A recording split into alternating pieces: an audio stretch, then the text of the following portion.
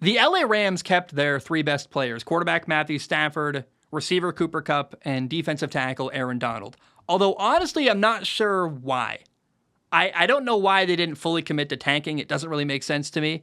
I believe the Rams really did try to trade Matthew Stafford this offseason. They made a few calls, but nobody wanted that crazy contract. I'm sure they called New Orleans. I'm sure they called Tampa. Last year, all three of these players got hurt and missed a lot of games. Aaron Donald only played in 11 games. Cooper Kupp and Matthew Stafford only played in 9. It was an ugly year, but it was ugly even before they got hurt. And this offseason, they traded away star corner Jalen Ramsey. And when that happened, I thought that was going to trigger them fully tearing down their football team and rebuilding. Because financially, the Rams are still literally paying for the Super Bowl they won. They went all in to get to that Super Bowl and win. I think it was worth it, in my opinion. But the result is that the Rams have $72 million of dead cap space, meaning that they are paying guys who are no longer on their football team a ton of money this year. Now, I love the Rams head coach, Sean McVay. He's a wizard. He's amazing. He won a Super Bowl. He's been to 2. He's only 37 years old. Sean McVay is still the youngest head coach in the NFL. He's not going anywhere. He's not on the hot seat. If they're terrible this year, it's totally fine. I think it's understandable. Again, they're paying for their sins. They're paying the price of going all in and spending a ton of money to win a Super Bowl 2 years ago.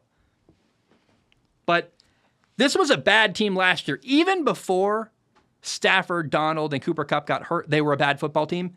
And they lost players and got even worse. So the Rams are like really, really bad. It's ugly. And there's a couple rookie starters that are going to be fun to watch. Left guard Steven Avila, second-round pick. That's going to be interesting. They've got Kobe Turner and Byron Young. Both were third-round picks who I expect to be starting on the defensive line. There are a couple reasons to watch. Now, unfortunately, Byron Young is actually currently on the PUP list with an injury.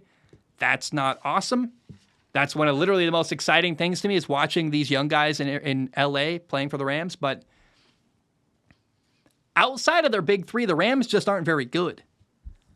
I think this team wins like 4 games maximum. They play Arizona twice. They play at Indy week 4. Those are good opportunities to win.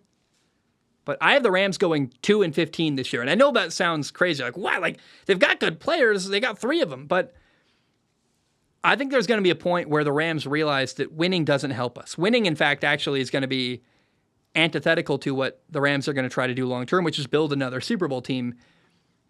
And the minute they realize, hey, losing gets us potentially the first overall pick,